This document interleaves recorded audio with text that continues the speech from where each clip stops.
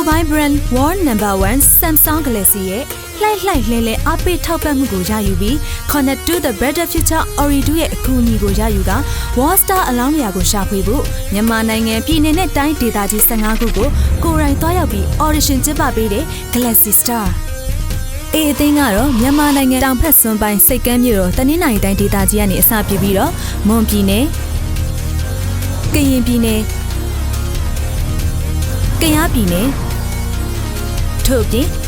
ရှမ်းနဲ့မြန်မာနိုင်ငံမြောက်ဖက်စွန်ပိုင်းထိတွားရောက်ပြီးတော့ audition တွေကိုကျင်းပခဲ့ပါတယ်။ဒီအသင်းကတော့အသင်းရဲ့စက်ကျင်ဘက်အပိုင်းကိုတာဝန်ယူပြီးတော့မြန်မာနိုင်ငံအနောက်မြောက်ဖက်စွန်ပိုင်းကမ်းရိုးတန်းရခိုင်ပြည်နယ်ကနေအစပြုပြီးအေရဝတီပဲခူးမကွေးစကိုင်းတိုင်းဒေသကြီးတွေကိုကြော်ဖြတ်ပြီးတော့လူသူအရောက်ပေါက်နေပါတဲ့ချင်းပြည်နယ်ရဲ့တောင်ပေါ်မြို့တော်ဟာခါအထိကိုတွားရောက်ခဲ့ပါတယ်။ဒါအပြင်လူအယောက်2500ခန့်စုဝေးနေတဲ့မန္တလေးမြို့မှာထပ်မံတွေ့ဆုံပါတယ်။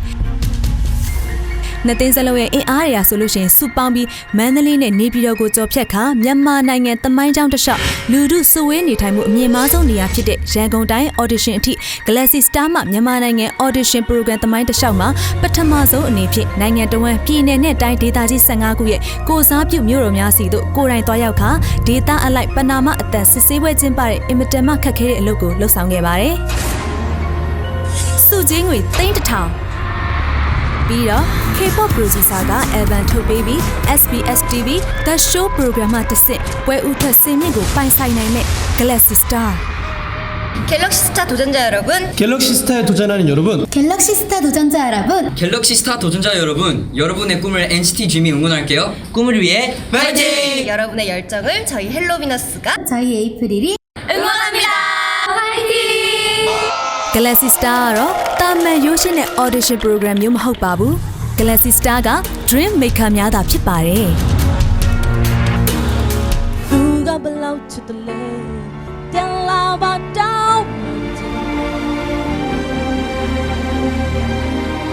你要手机吧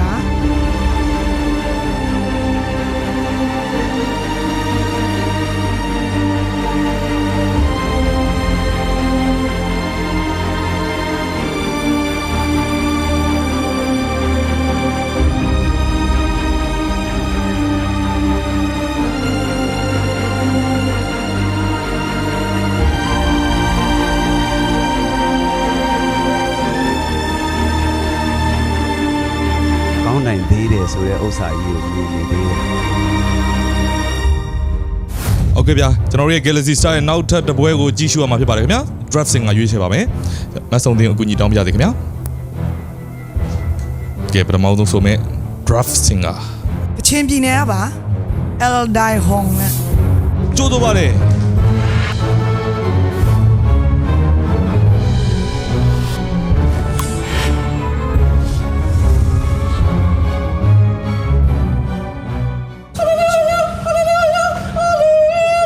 ရမ်းပျော်တယ်ပြီးတော့မှကိုအိမ်မက်တစ်ခုပေါ့နော်အဲ့ဒါဖြစ်လာတယ်ဆိုတော့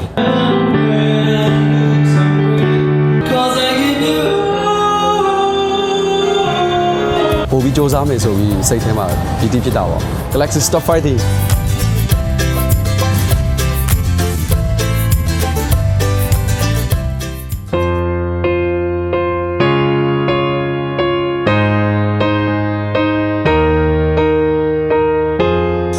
What would I do without your smart mouth drawing me in and you kicking me out You got my head spinning no kidding I can't pin you down What's going on in that beautiful mind I'm on your magical mystery ride And I'm so dizzy Don't know what hit me But I'll be alright My head's under water But I'm breathing fine You're crazy and I'm out of my mind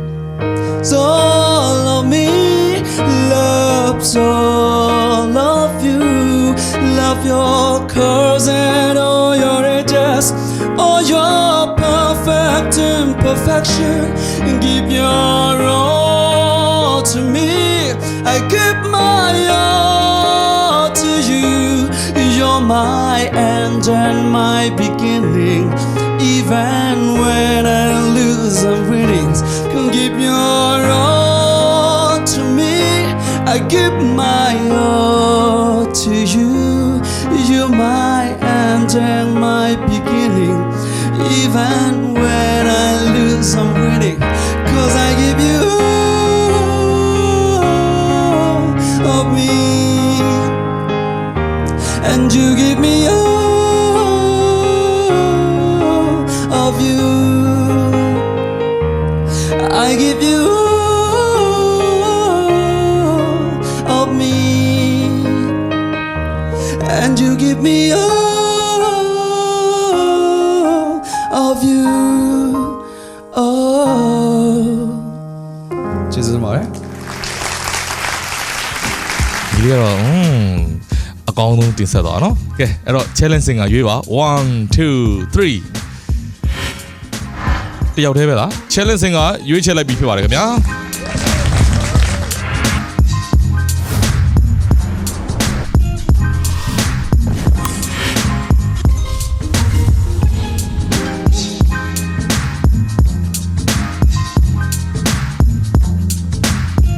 တကယ်ချင်းနေညီကိုပေါင်းနှမတွေတချင်းဆိုရတာဝါသနာပါတဲ့စိတ်ဝင်စားတဲ့အကိုတွေအမတွေအားလုံးအတွက်အရန်ကိုကောင်းတဲ့တိုင်ပွဲတစ်ခုပါတချင်းဆိုနေရရင်ကိုအရန်ပျော်လို့ပါ Glassy Star Fighting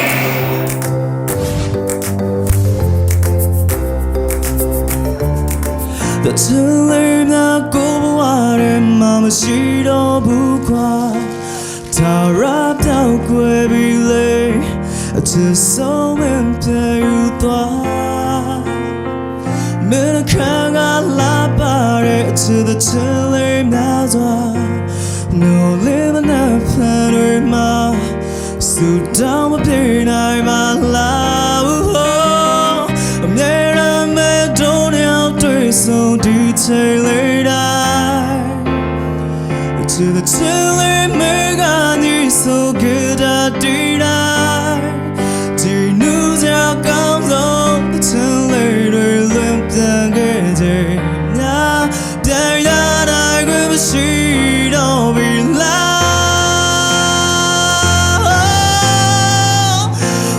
see go limp down be late cause I need the telling relay this all the membership on a deal or time no ma the mere data geta I can't have my lip lunera me the telling machine on the car bounce that low down on bukwa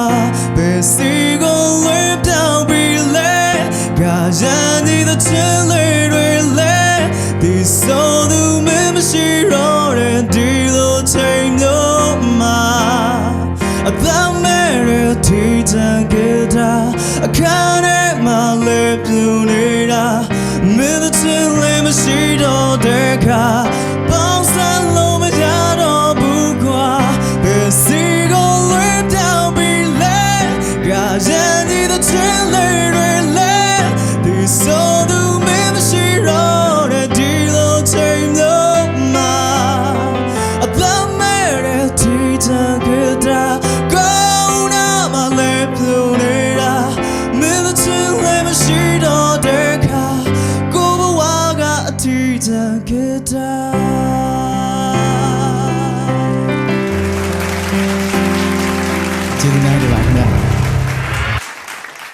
ဒီလေး Elton Hon တကယ်ကိုတန်တရာရပဲអော်တဲ့အခါမှာဆိုလို့ရှိရင်လည်းမျက်နှာဟန်မူရလည်းမပြတ်ဘူးတကယ်ကိုဟိုအตาလေး high pitch ကိုအตาလေးអော်သွားနိုင်တာကိုလည်းတွေ့ရတယ်အตาကိုနည်းနည်းလေးဒီထက်ပိုပြီးဖွင့်ပေးဖို့အဲ့ဒါလေးတစ်ချက်ပဲမှားချင်ပါတယ်ဒီလေးနေမင်းအိမ်ကကိုဖကအတန်ကာလာကိုအရင်ကြိုက်ပါတယ်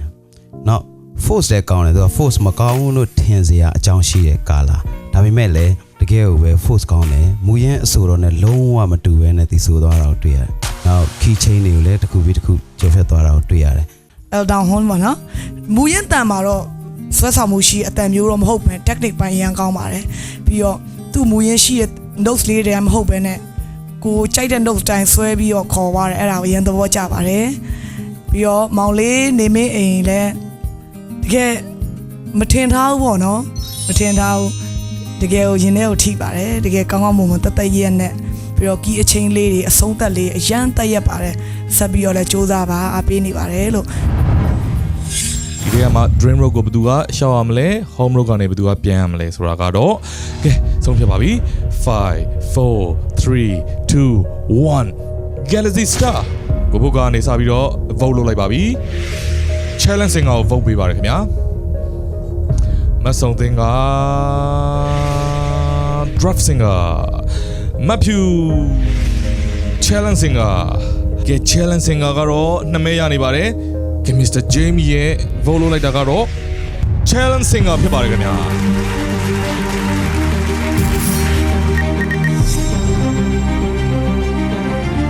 အဲ့ဆိုရင်တော့ challenge singer ကတော့ကျွန်တော်တို့ invitation card လေးလက်ခံပေးပါဦးခင်ဗျာ Galaxy Camp ကိုတက်ရောက်သွားပြီပဲဖြစ်ပါတယ်ခင်ဗျာ congratulations ပါခင်ဗျာ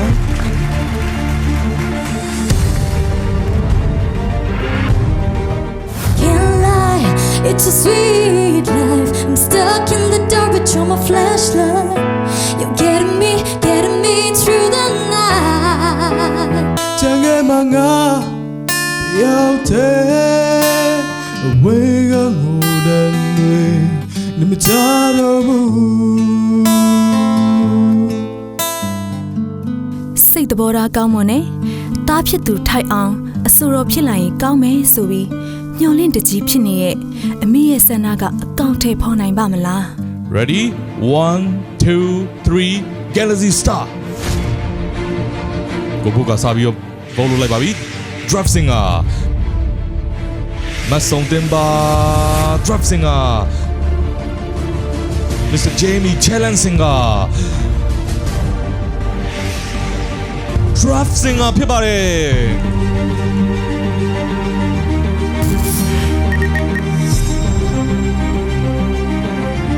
ညီမလေးက Samsung အချီးမြှင့်နဲ့ invitation card လေးလက်ခံပြီးပါနော်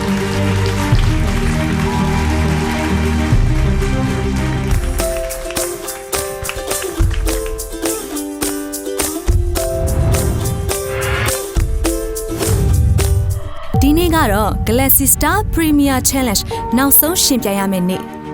တချင်းဆိုဆွဲရင်ပြောင်မြောက်လာတဲ့ပြိုင်ပွဲဝင်တွေကရုံမြင်တန်ကြားကြည့်ရှုသူပရိသတ်ကြီးနဲ့တွေ့ဆုံရမယ့်အချိန်ကိုစောင့်မျှော်နေတဲ့ Galaxy Star Premier Challenge ပြီးတော့ချက်ချင်းဆိုသလိုပဲတဆင့်တက် upgrade ဖြစ်တဲ့ Button Newland နဲ့တချင်းဆိုဆွဲရင်ကိုမြင့်တင်ပေးမယ်တတိယအဆင့် Galaxy Cam က MRTV4 ရုပ်သံကြည့်ရှုသူပရိသတ်ကြီးထံအရောက်လာခဲ့ပါမယ် War Star Camping Project Galaxy Star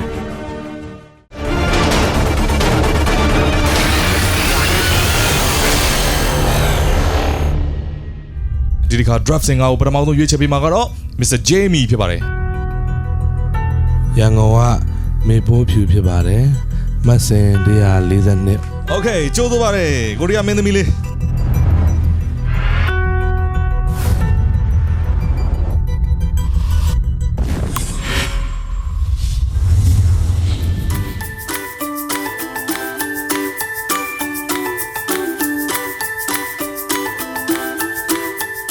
လက်ရှိအလုပ်ကိုင်ကဒီအဆိုတော်ပေါ့နော်တေးသချင်းတီဆိုခြင်းလုပ်ငန်းနဲ့ဒီ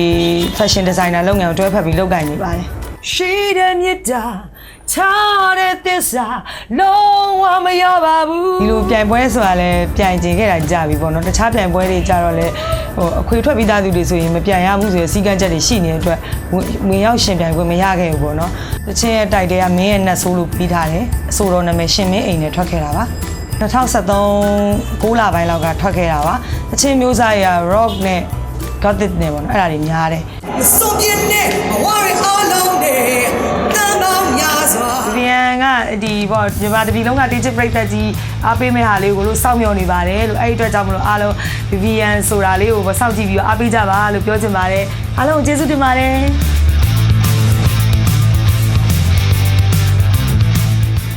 Went to the party like Saturday night. I didn't get late. I got in a fight.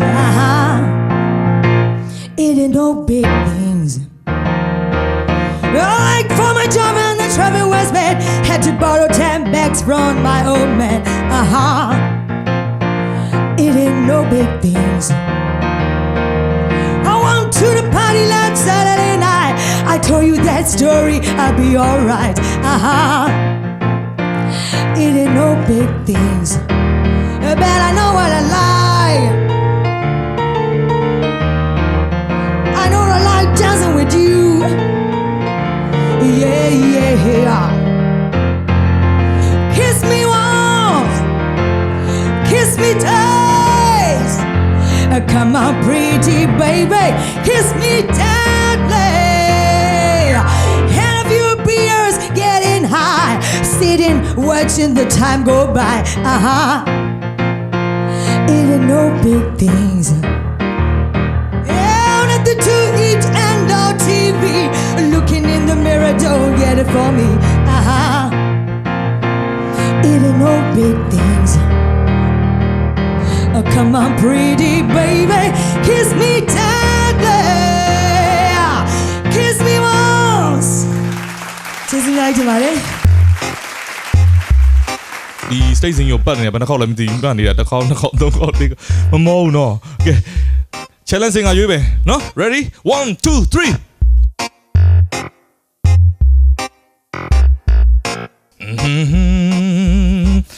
တန်တန်တန်တန်ရခိုင်ကမောင်လေးရွေးပါရခိုင်ကမောင်လေးတန်းကိုရွေးပလိုက်တာဗျာကဲဟုတ်ပြီဗျာကြိုးစားပါလေနော်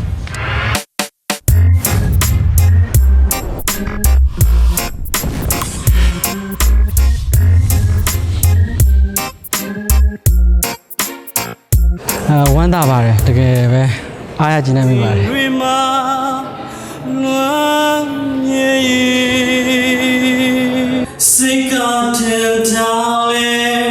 တော်ရန်ကုန်ထိရောက်ရင်ဆိုရင်တော့ကျွန်တော်အနေနဲ့မရဆိုရင်လည်းမရသေးတာတွေအများကြီးလေးလာပြီးအကောင်းဆုံးရှင်းပြသွားမှာပါဒီနေ့ပထမဆင်းအောင်မြင်သွားပြီ fighting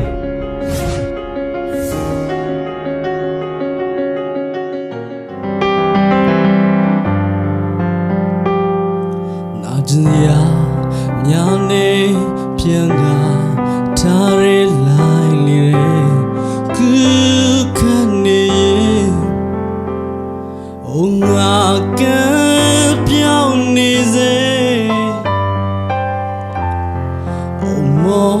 pan lo no diary pi ne sing wen nga si ge nga ye twe kha ti be me coming out me da so shi la wo ti ba de oh now na mo na ya de ga li lui de nga de ga me ta ge da nga sha ayo na kill Je le premier terrain, mais chien la sa, sunge, wala muye na nwe, sunge, jana mloji nero, mais toi, oh ma lila te gaungi, ta pa nwe, oh jolino.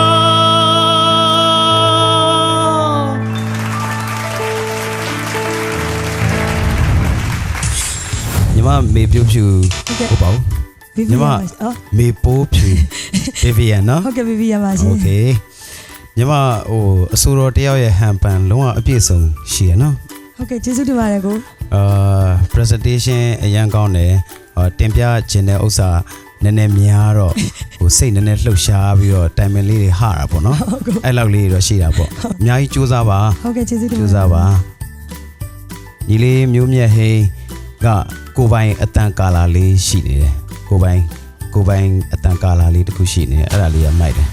နားထောင်ရတာကောင်းတယ်နောက်ပြီးတော့ဟိုတင်ပြပုံပေါ့ကိုတချင်းကိုဆိုပြတဲ့ခါမှာကိုတချင်းထဲမှာလိုက်ပြီးတော့တခြားသူတွေပါလိုက်ပြီးစီးမျောသွားအောင်ဆိုနိုင်တဲ့ဟိုဆွဲဆောင်မှုလေးပေါ့ဆွဲဆောင်မှုလေးအဲ့ဒီဆွဲဆောင်မှုလေးနည်းနည်းလိုနေတာလေးပဲရှိမယ်နော်ညီမဗီဗီယန်ကအတန်းတော်တော်ထူးကြပါတယ်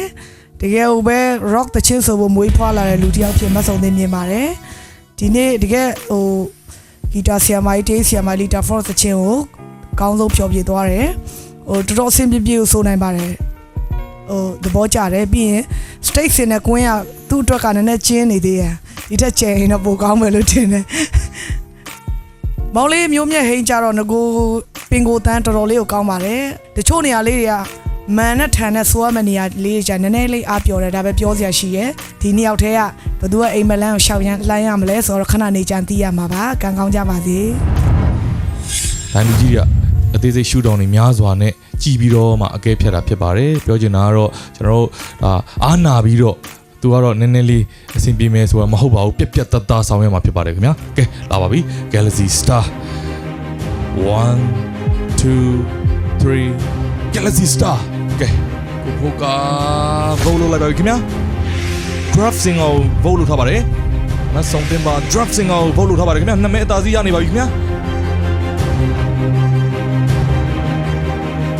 Mr. Jamie နဲ့ Go Graham ဗိုလ်လို့လိုက်ပါပြီ Draft Singer ပဲဖြစ်ပါတယ်လေးမဲ့သားစီးရပါပါတယ်ခင်ဗျာ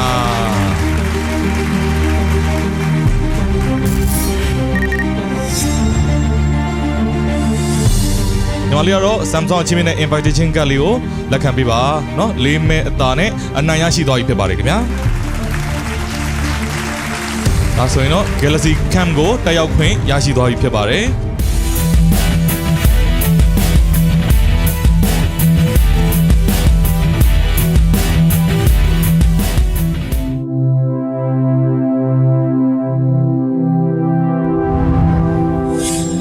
မင်္ဂလာပါခင်ဗျာစိုးညီထုံးမှာမတွေ့ရကြပြီဒီနေ့မှာ Wallstar ရှာဖွေတဲ့ project မှာကျွန်တော် MC အနေနဲ့တာဝန်ယူပြီးတော့လုပ်ပေးခဲ့တာပါဒီနေ့တကယ်ဝါသနာပါပြီးတော့ရေချင်းရှိရဲ့ပြန်မဝင်တွေကိုအကူအညီပြီးတော့အခုလိုမျိုး facilitate လုပ်ပေးရလဲအရင်မဲ့ကုန်ယူပါတယ်ပြောလဲပြောပါတယ်အရင်လည်း inspiring ဖြစ်ပါတယ်ရှေ့လျှောက်လဲကျွန်တော်ရဲ့အလုပ်တွေကိုအကောင်းဆုံးလုပ်သွားဖို့ပြင်ဆင်ထားပါခင်ဗျပြန်တွေ့ကြမယ်ပြည်သူများခင်ဗျာ Galaxy Star ရဲ့ Premier Challenge ကိုရှင်ပြိုင်နေကြတာဖြစ်ပါတယ်အခုတစ်ခေါက်ရှင်ပြိုင်မဲ့ Draft Singer ကိုရွေးချယ်ပေးမှာတော့ Go Graham ဖြစ်ပါတယ်ခင်ဗျာ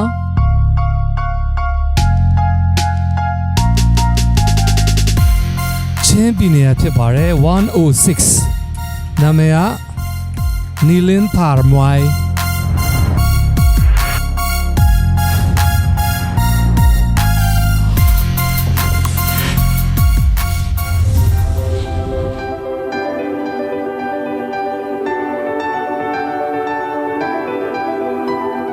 မနက်မှာဆိုရင်ဒီမှာလူတွေလည်းရှင်းနေပြီးတော့ရှုခင်းနေလည်းမြင်ရတယ်လေကောင်းလေတန်နေရတယ်အဲဒါကြောင့်ဒီမှာတချင်းလာခြင်းပို့ပြီးတော့ကောင်းမယ်ထင်လို့ဒီမှာလာလေ့ကျင့်တာပါ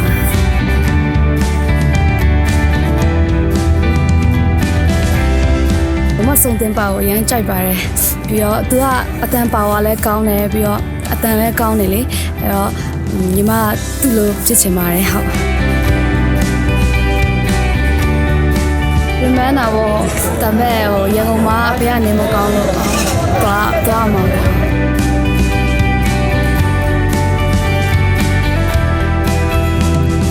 ဒီမှာတော့ The Galaxy Star မှာ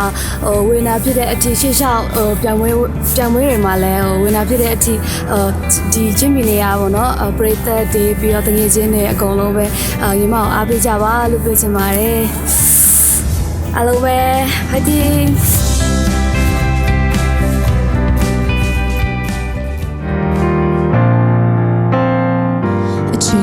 လုံးသားကိုပြူစားမယုံနိုင်အောင်စမ်းချစ်သလားအကြောင်းမဲ့သက်သက်ငါလန်းခွဲပြီးမှနောက်လေရမယ့်အဖြစ်မျိုး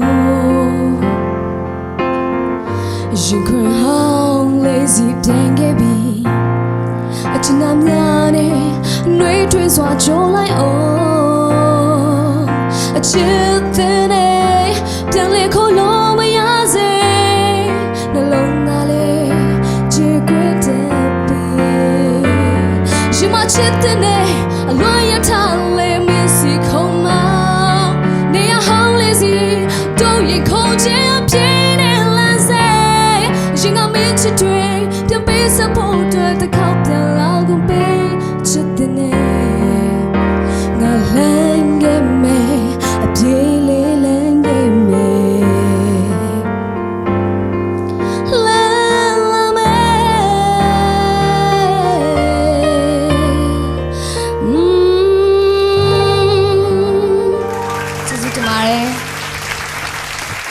မလေးကို challenge လုပ်ချင်တယ်ပြန်မို့နေရှိလို့ရှိရင်လက်လေးမြောက်ပေးပါအောင်ခင်ဗျခွင့်ရနော်ဘယ်သူမှပြိုင်ဖို့တတိမရှိဘူးဆိုရင်တော့ညီမလေးက challenge လုပ်ရမှာဖြစ်ပါတယ်မစိုးရသေးတဲ့လူတွေလက်မြင့်မြင့်လေးမြောက်ပေးပါကျေးဇူးတင်ပါတယ်ညီမလေးဘယ်သူကိုရွေးချင်လဲ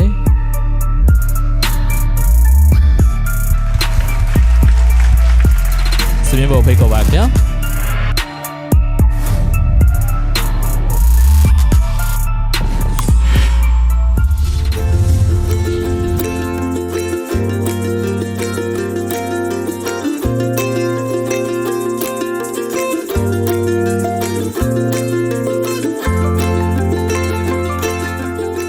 ဒီအားဘောတော့ရာခြေတာဘူးနစ်ချင်းတင်းတော်ဖွင့်ထားတဲ့မိဘမဲ့ကေဖြစ်ပါတယ်လို့နေဖြစ်တာကတော့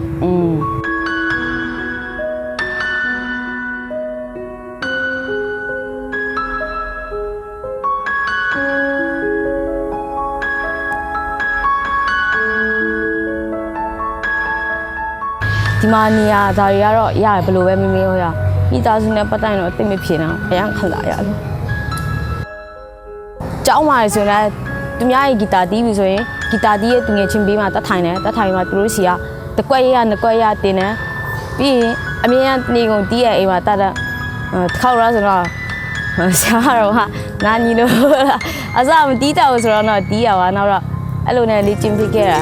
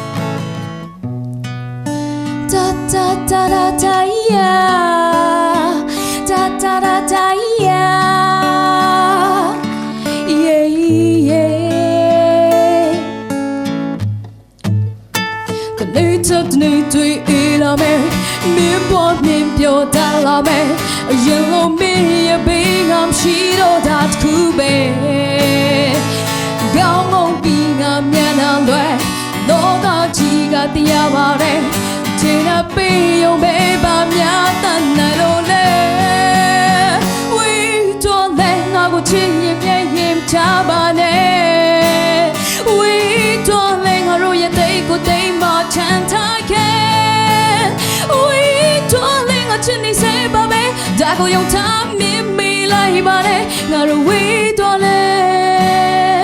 ဝေးတော်လဲတော့မနောက်ပြန်ကြည့်ပါနဲ့စိတ်ချပြီးထွက်သွားပါကွယ်လူရဲ့ဖြစ်လာမှကိုထိုင်ကိုအန်ကြီးပဲ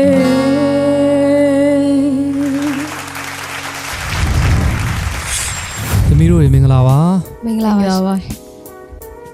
နီလန်းပါမွေးနော်သမီးတို့အရင်သုံးသပ်ပေးချင်ပါတယ်ချင်းပြည်နယ်ကိုစားပြုနဲ့ကချင်ပြည်နယ်ကိုစားပြုရဲ့ရှင်ပြိုင်မှုအကဲဖြတ်တိုင်တွေကတော့ဘယ်သူ့ကိုရွေးချယ်မှာလဲခဏကြာမှတွေ့ပါမယ်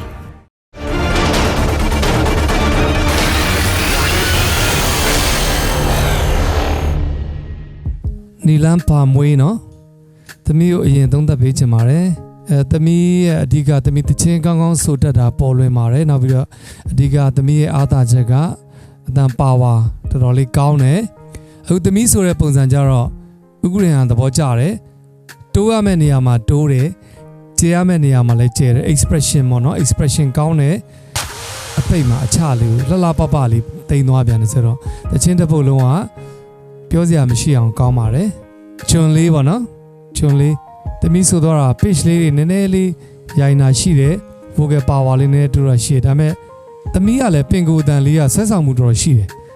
နောက်ပြီးတော့အဲ့လို harm လေးတွေဆိုတာပေါ့နော် harm လေးတွေဆိုတာအရန်လှတာပဲဒီမှာကြည့်နေတဲ့ပြိုင်ပွဲဝင်ချင်းချင်းတွေလက်ခုပ်တီးရတယ်ဒါကလည်းအရေးကြီးတဲ့တစ်ချက်ပေါ့နော်ဆိုနေရင်းနဲ့အားပေးအောင်ဆိုနိုင်တယ်ဆိုတာကလည်းအရေးချင်းတစ်ခုပါပဲဆိုတော့ဒီတချင်းရွေးချယ်တာလေးလည်းမိုက်တယ်ပေါ့နော် like this style လေးလည်းမိုက်တယ်အဲဒီorder အတွက်လေးဆိုလိုက်တဲ့ပုံစံပူကြိုက်တယ်အနေလေးဆိုပြီးတော့အတွက်ဖြစ်သွား chorus ကိုဆိုတော့အဲဒီပုံစံပူကြိုက်တယ်ဆက်ပြီးတော့နောက်အဆင့်တွေမှာလည်းတွေ့ကြမှာသေးတယ်နော်ဂီတာဆက်တီးပါအောင်ဒီတက်မကအောင်မြင်ပါစေနော်ဒီပြိုင်ပွဲဝင်2ဦးရဲ့နောက်တစ်ဆင့်ကိုတက်လှမ်းဖို့အရင်ဆုံးရွေးချယ်မှာတော့ဒိုင်လူကြီးမြင့်နေဖြစ်ပါတယ်ခင်ဗျာ Galaxy Star ကိုဖိုးကရဲ့ရွေးချယ်မှုက Draft Singer ဖြစ်ပါတယ်တစ်ဆက်တည်းမှာပဲကိုချေမီကလည်းရွေးချယ်ပြီးပါပြီ Draft ပါပဲခင်ဗျာမဆုံတင်က Draft Singer ကိုရွေးချယ်ထားပါတယ်ကို Greenhand Challenge Singer ပါခင်ဗျာ3-1နဲ့ညီမလေး Draft Singer ကနောက်တစ်ဆင့်တက်လှမ်းသွားပါတယ်ဒီဘက်ကညီမလေးကလည်း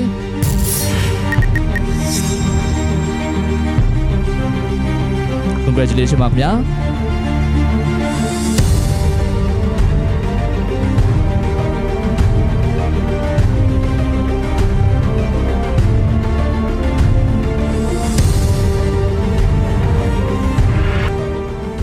Draft Singer ကို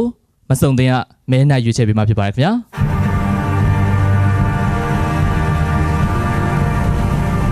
တနင်္လာရီတိုင်းရပါ number 1 North 22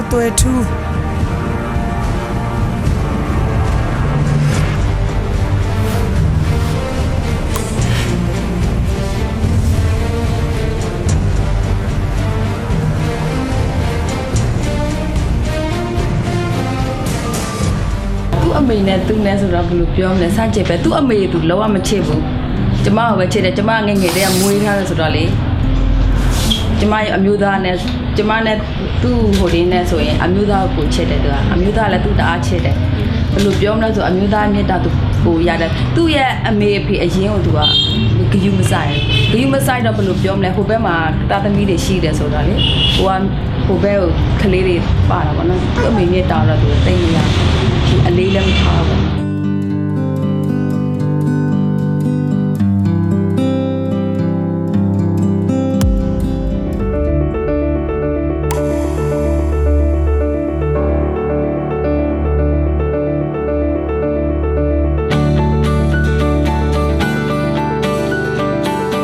Miss Universe ပွဲမှာ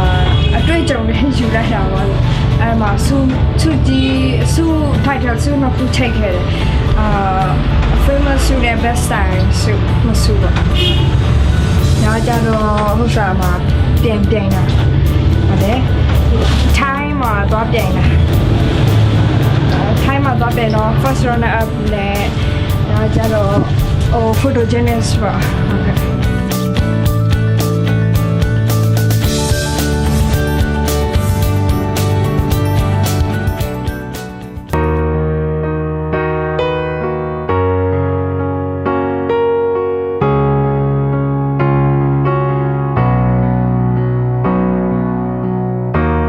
Everybody needs inspiration.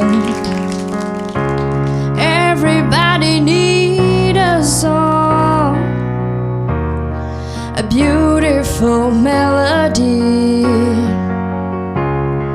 When the night's so long, there is no guarantee. This life is easy.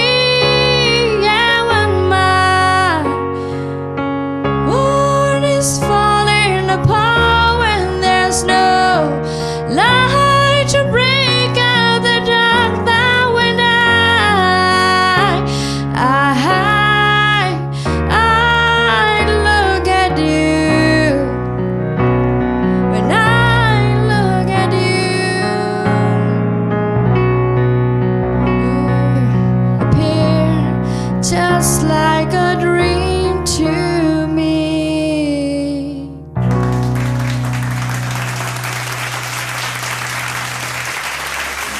ဘာကျော်ရှင်ပြိုင်မှုအတွက်ကိုအကုန်လုံးစိတ်တွေလှုပ်ရှားနေကြပါတယ်အခုဆိုလို့ရှိရင်ညီမလေးရဲ့အသေးစိတ်ရှင်ပြိုင်မှုပြီးမှာသူနဲ့သူ့ကိုစိန်ခေါ်ပြီးတော့ရှင်ပြိုင်ခြင်းနဲ့ပြန်မဝင်နေရှိလို့ရှိရင်လက်လေးမြောက်ပေးပါအောင်ခင်ဗျာโอเคညီလေးရောက်ရှိလာပြီစင်မြင့်ပေါ်ဖိတ်ခေါ်ပါရခင်ဗျာ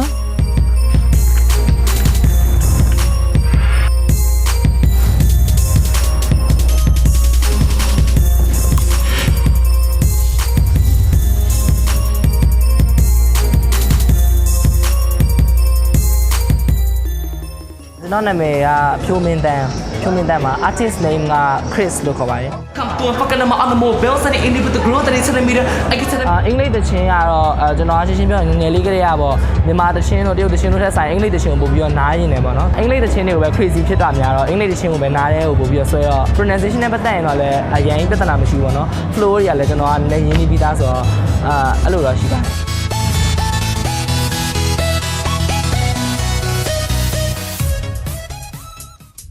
Take me on a date, I deserve a base. And don't forget the flower every anniversary. Cause if you treat me right, I'll be the perfect bride. Buying grocery, buy what you need.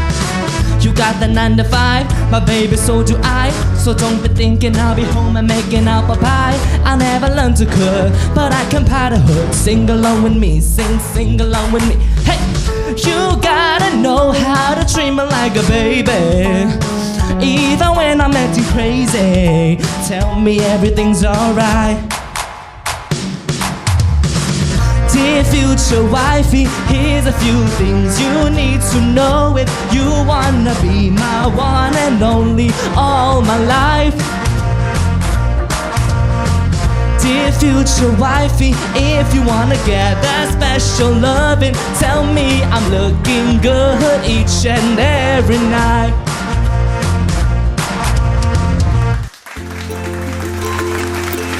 Thank you.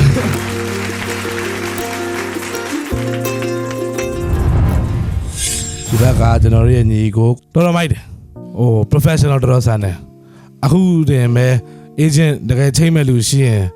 ပွဲတွေမှာခေါ်နေပြီချိန်သေးတယ်အဲ့လိုမျိုးလေအောင်မြင်နိုင်တယ်တော်တော်ကြီးကိုအောင်မြင်နိုင်တယ်ကြိုးစားပါ vocal ရောတေချာပြန်လုပ်ပါ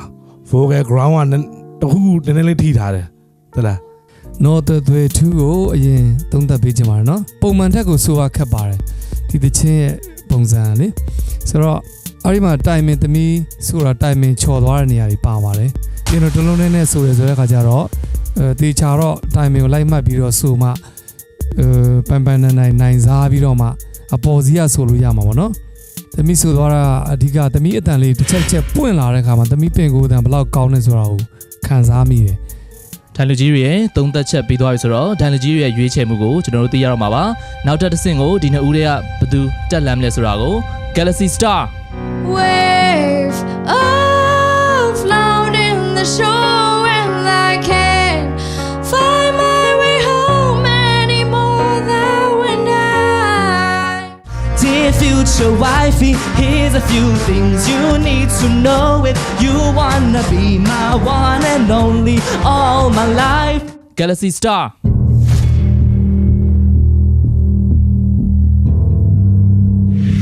ကိုဖိုးကာက challenge single ကိုရွေးလိုက်ပါတယ်ကိုဂျီမီက draft single ပါမတ်စုံတင်ရ challenge ဖြစ်ပြီးတော့ကိုဂရီဟန်ရဲ့ရွေးချယ်မှုပေါ်မှာပြောင်းလဲအများကြီးဖြစ်သွားနိုင်ပါတယ်ခင်ဗျာ challenge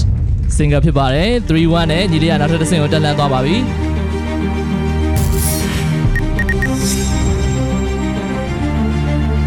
ညီမလေးတို့ကတော့ Director Safe ကိုမျှော်လင့်စရာရှိပါသေးတယ် Congratulations ပါ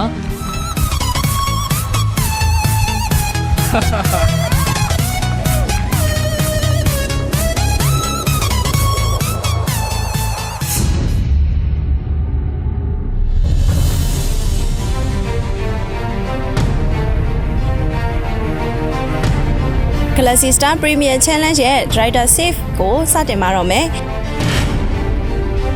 အခုချိန်ကစပြီးတော့ရွေးချယ်ခံရတဲ့သူကိုကြေညာပေးမှာဖြစ်ပါတော့တယ်သူပဲဖြစ်ပါလေအတိုင်းမသိဘူးဝမ်းသာပါလေထင်တော့မထင်တော့ဘူးပေါ့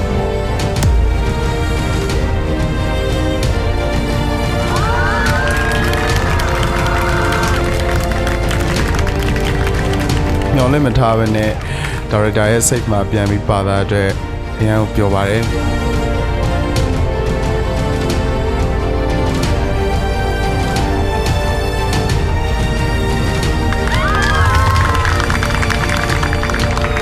သူများရတဲ့ကျေးဇူးများတင်ပါတယ်ရေခွန်လို့အတွက်လည်းကျေးဇူးများတင်ပါတယ်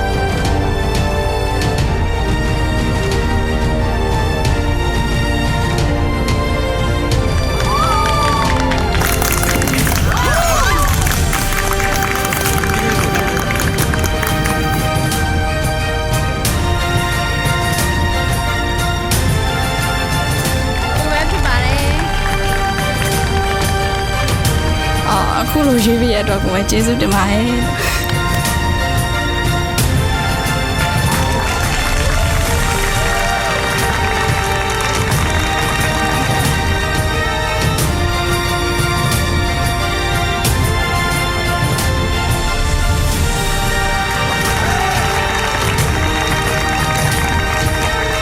အခုလိုညီမရွေးချယ်ပြီးရတဲ့အတွက်ကျေးဇူးအများကြီးတင်ပါတယ်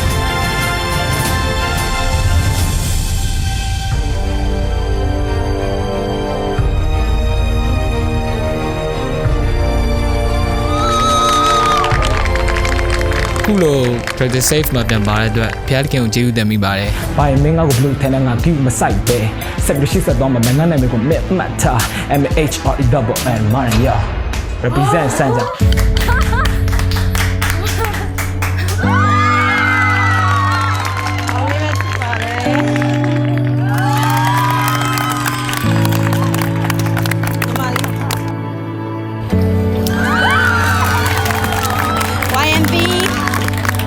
နောက်တစ်ဆင့်အတွက်အေးချခံရတဲ့အတွက်အရင်အတိုင်းမသိဝမ်းသာရပါတယ်ကျွန်တော်တို့မထင်မှတ်ထားပါဘူးအရင်ဝမ်းသာရပါတယ်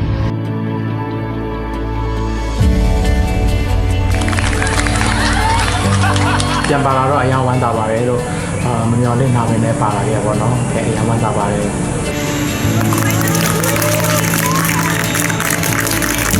အခုလိုပြောတော့ဒါပြောဒီကချိန်ပြန်ပြီးတော့ကျွန်တော်စူးစမ်းဆွဲပြီးတဲ့အတွက်အမှားတွေပုံပြီးတဲ့အတွက်ကျွန်တော်အရင်ဝန်တာအဲ့ဒါကျွန်တော်ထပ်ပြီးတော့စူးစမ်းပါမယ်ဝန်တာမတော်ဝန်တာ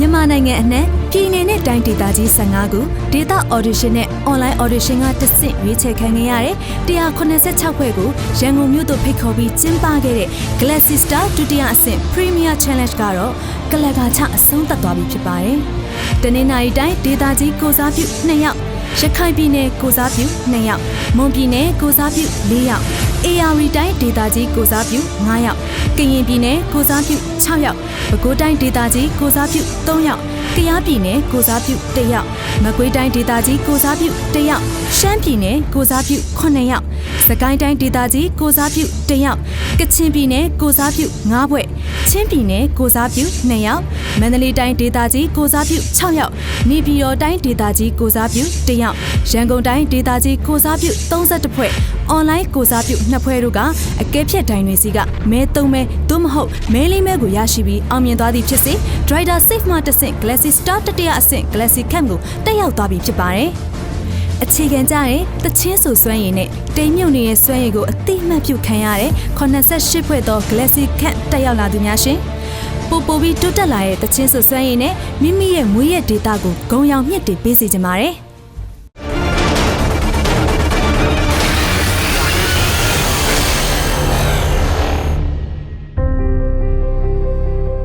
အားလုံးမင်္ဂလာပါ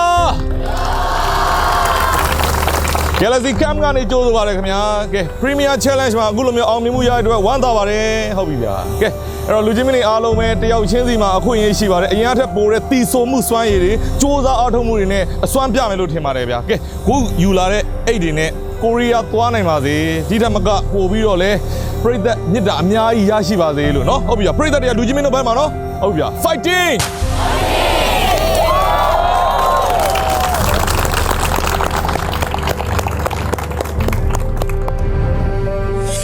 မြန်မာနိုင်ငံရဲ့ပထမဦးဆုံး World Star ရှာဖွေခြင်း project Galaxy Star ရဲ့တတိယမြောက်အဆင့် Galaxy Camp 88ဖွဲ့သောပြိုင်ပွဲဝင်တွေက2ရက်ကြာရှင်ပြိုင်ရမယ် Galaxy Camp ကအခုချိန်မှစပြီးစတင်ပါပြီ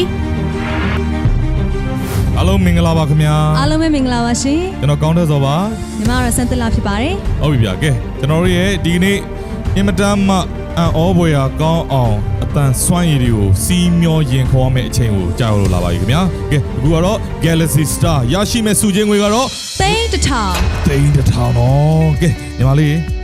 ဟုတ်ပါတယ် Galaxy Star ဆိုလို့ရှိရင်တော့ Korea နိုင်ငံရဲ့ K-pop ကျွမ်းကျင်ပညာရှင်တွေကိုယ်တိုင်က training လုပ်ပေးမှာပဲဖြစ်ပါတယ်ဟုတ်တယ်ဗျာကဲအဲ့တော့ဒါ Korea က producer ကိုယ်တိုင် series ထုတ်ပေးပြီးတော့အင်မတန်မှ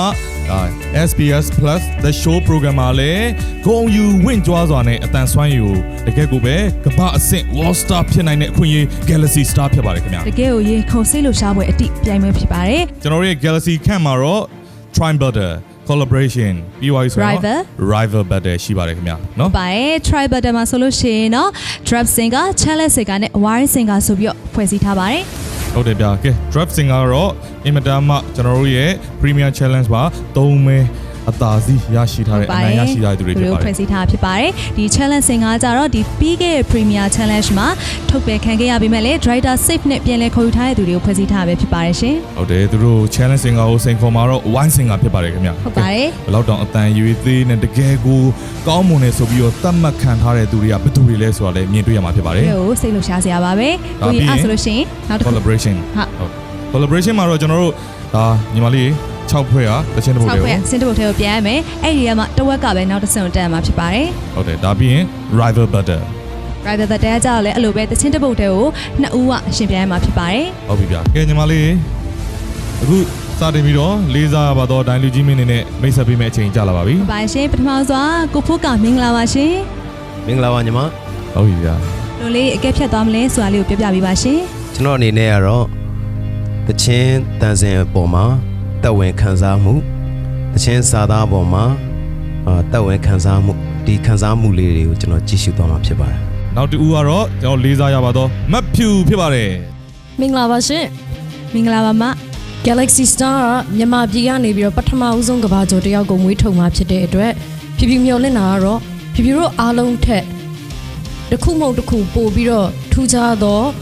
ပို့ပြီးတော့တော်တော့ပို့ပြီးတော့အရေးသွေးပြေဝတော့သူတယောက်ကိုဖြူဖြူမျောလင့်ပါတယ်လို့ကျေးဇူးတင်ပါတယ်မဆုံးသင်ပါဆုံးသင်ရတော့ပြိုင်ပွဲဝင်နေမှာဘယ်လောက်ထိပင်ကိုအရေးသွေးရှိလဲဒီပင်ကိုအရေးသွေးကဘယ်လောက်ထိကဘာကျော်ဝိုးရန်အတွက်ဆင်းနေရှိနေပြီလဲဒါတွေကိုအဓိကထားပြီးတော့ကြည့်ပေးမှာပါကိုဂျီမီ Premier Challenge မှာပြောသလိုပေါ့ Camp Day ရောက်သွားရင်နှွာတော့မအောင်အဲ့တော့မတနာတော့ဒီရောက်လို့ရတော့ဘာလို့ဟိုမှာကလေးကတနာတဲ့အစီအစဉ်ပြီးသွားရင်ဒီမှာတော့ကြိတ်မယ်အဲ့တော့စိတ်မဆိုးကြည့်ပါနော်ကျေးဇူးတင်ပါတယ်ကျေးဇူးတင်ပါတယ်ရှင်ပြလေးစားပါတော့အဲ့ဒါတော့များအားလုံးခင်ဗျာခုဒိုင်လူကြီးမင်းနေရဲ့တကယ်ကိုပဲအကယ်ဖြတ်အမှတ်ပေးမဲ့အခါမှာပြက်ပြက်တသားဖြစ်မဲ့ပုံစံကိုလည်းပြောပြီးသွားပြီဖြစ်ပါတယ်ခင်ဗျာကဲဒါဆိုရင်တော့ဘသူတွေကဘယ်လိုမျိုးထူးထူးခြားခြားဒီ၃ဘွဲ့ထဲမှာအနိုင်ရရှိမလဲနောက်ထပ်တစ်ဆင့်ကိုကျော်လွှားနိုင်မလဲဆိုတာကြည့်အောင်ဗျာရုပ်မြင်သံကြားကြည့်ရှုနေကြတဲ့ပရိသတ်များခင်ဗျာအခုဆိုရင်ကျွန်တော်တို့ Galaxy Camp မှာဆိုရင် Trine Butter collaboration ပြီးတော့ rival butter ဆိုပြီးတော့ရှင်ပြိုင်မှာဖြစ်ပါတယ်အခုဒီတစ်ခါတော့ဒါ Trine Butter နောက်တစ်ပွဲကိုရှုမြင်ခံစားမှာဖြစ်ပါတယ်ခင်ဗျာကဲကျွန်တော်လက်ထက်မှာ Draft Singer ဘယ်သူလဲဆိုတာကြေညာပါတော့မယ်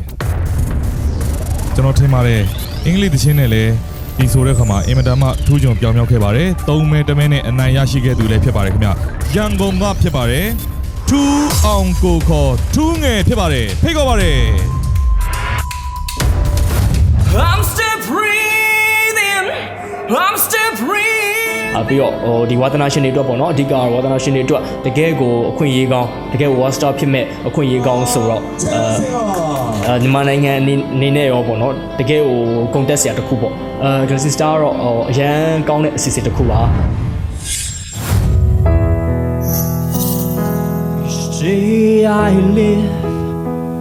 I want to be a day to give the best of me. I rise and fall,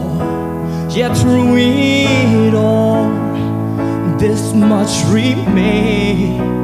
I want one moment in time when I'm more than I thought I could be, when all of my dreams are a heartbeat away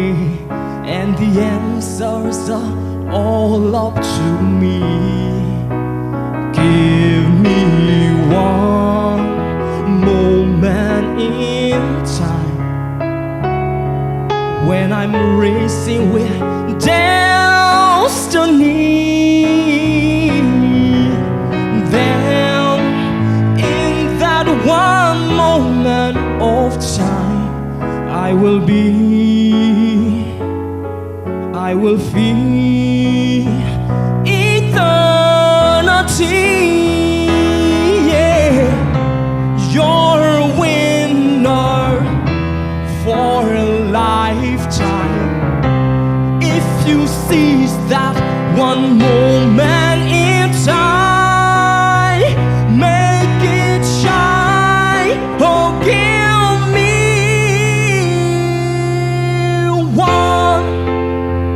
one moment in time when I'm more than I thought I could be, when all of my dreams are a heartbeat away and the answers are all up to me. Give me then in that one moment of time I will be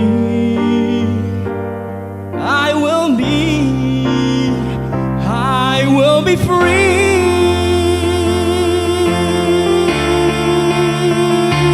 Oh, I will be free.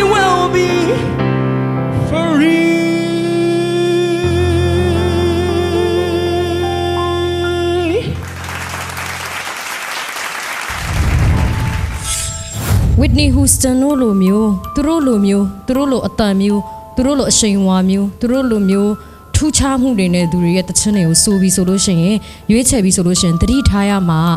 သူတို့နဲ့ကိုယ်ကဘလို့မှမတူနိုင်ဘူးအဲ့ဒီအတွက်ကြောင့်သူတို့နဲ့မတူတဲ့ကိုယ်မှာတမှုဆွဲဆောင်မှုရှိတဲ့အရာတစ်ခုပြနိုင်ဖို့တေချာရတယ်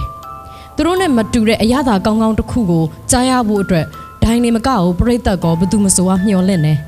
အဲ့ဒီတော့မှသာလေသူတို့ကို beat လုပ်ဖို့ဆိုတာတော့ဖြစ်နိုင်မှာမဟုတ်ဘူးဒါပေမဲ့မတူတဲ့ယတ္တကောင်းတစ်ခုကိုပေးနိုင်ဖို့လိုအပ်တယ်အဲ့ဒါမှန်အောင်ဆိုနေနိုင်ခြင်းလည်းမဟုတ်ဘူးဘာလဲဆိုလို့ရှင်ခန်းစားတက်ဝင်မှုအပြင်မှာမှနောက်ထပ်ဆွဲဆောင်မှုတစ်ခုဖြစ်တယ်အဲ့ဒါလေးကိုမျှော်လင့်မိတယ်စူးစမ်းပါအောင်နော်မောင်လေး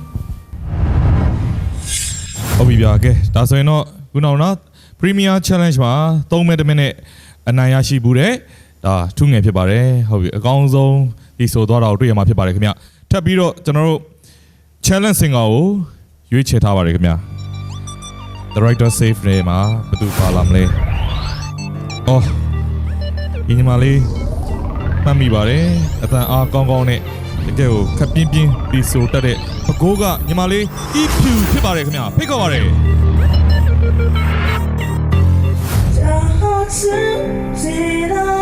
အမြဲတမ်းပျော်ရွှင်တက်ကြွမှုတွေနဲ့ပြည့်စုံနေတဲ့ပဲခူးတိုင်းဒေသကြီးကိုစားပြု EQ မနက်ကို3နိုင်ခွဲတာထားပြီးဒီစရေကိုကောက်တာ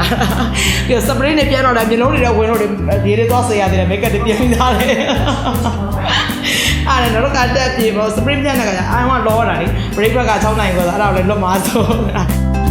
အဲ့ဒီကောင်မလေးရဲ့စိန်ခေါ်မှုကရောအောင်မြင်နိုင်ပါ့မလား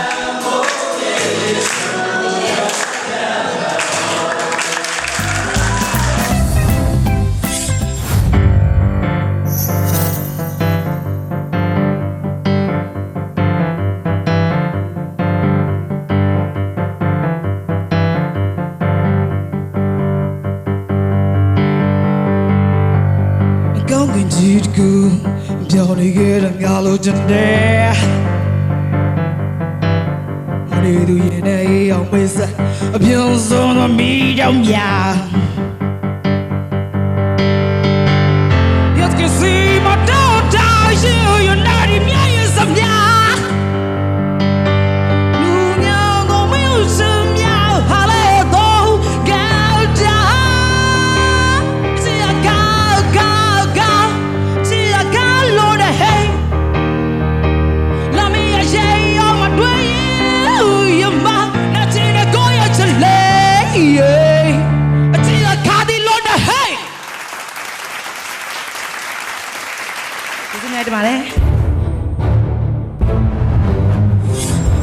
ခွာပြင်းနေဒီဆိုသွားတယ်သဘောကျတယ်ဒါပေမဲ့နှစ်ပါးလို့ပြောရမလားဗော၄ပါးလားအဲ့ပတ်ဝန်းကျင်မှာနော်အဲ့အဒီကအကောင်းပြီးတကယ်အောက်တကယ်စတက်တဲ့အချိန်မှာစပြီးစောင်းပြီးတော့တော်စောင်းရင်နဲ့ဟိုအလေလောက်ထိတော်စောင်းသွားတယ်လေ chorus မှာလည်းစောင်းတယ်ဒုတိယ verse မှာလည်းစောင်းတယ်ဒါပေမဲ့ပြန်ကြရေကအဲ့နဲ့တော့ပြန်မှန်သွားပြန်ဟာလေလုယာအဲ့တော့ဘာမှတော့ပြောစရာမရှိပါဘူးကျေးဇူးတင်ပါတယ်တတိရှိနဲ့တကယ်ဟို performance ကောင်းအောင်ပေးနိုင်တဲ့အတွက်ဝမ်းသာတယ်ဘလို့ပဲပြောတချင်းတစ်ပုတ်ကိုကြီးနှမျိုးနဲ့ဝင်အောင်ဆိုနိုင်တဲ့အတွက်အဲ့တခုမဆုံးနေရန်ချီးကျူးမိပါတယ်နော်ကံကောင်းပါစေကဲနမတော်ကမတ်ဖြူရဲ့တခြင်းကို Premier Challenge မှာအချစ်တဲ့လားဆိုတဲ့တခြင်းဆိုကြတဲ့ကတော်တော်ကိုလူတွေအကုန်လုံးပါဇက်ဟောင်းသားဖြစ်သွားတယ်အခုဒီတစ်ခါလဲအငဲဖြစ်သွားပြန်ပြီဟာလုံးဝကိုတော်တော်ကိုအိမ်မှာဒီ rock တခြင်းတွေရွေးနားထောင်လာလားဟိုလကိုင်းလာအော်နေတာဟောတယ်အတန်ပေါကဒါမွေးရပါရတာနော်ဒီအတန်ကဲဒါဆိုရင်ကျွန်တော်တို့ရဲ့ဒီနေ့ထူးထူးခြားခြားပဲအောက်ထက် one singer ကိုရွေးချယ်တဲ့အခါမှာအရေးကြီးသွားပါပြီ Premier Challenge မှာ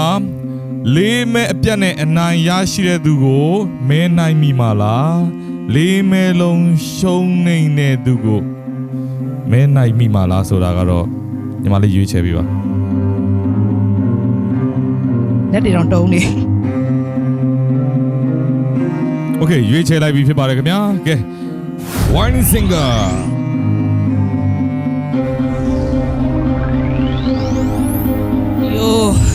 မန္တလေးဖြစ်ပါတယ်စမ်းသူအောင်ဖြစ်ပါတယ်ခင်ဗျာကဲဟဲ့ခေါ်ပါလေ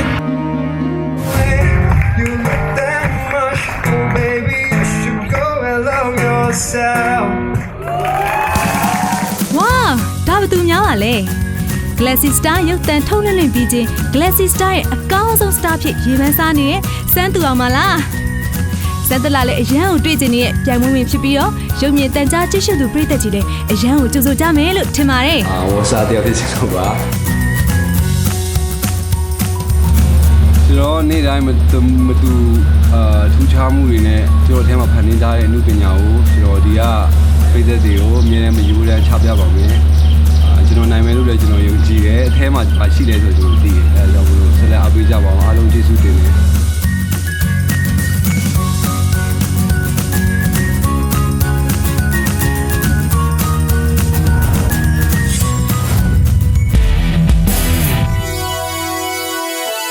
ရန်ကိုပဲချစ်စရာကောင်းလို့နဲ့ကောင်းလေးစမ်းသူအောင်ရဲ့တီဆိုမှုကိုတော့နောက်တစ်ပတ်တောက်ကြနေည9:15မိနစ်မှာထပ်မံစောင့်ကြည့်ရမယ့်ပုံပါပဲ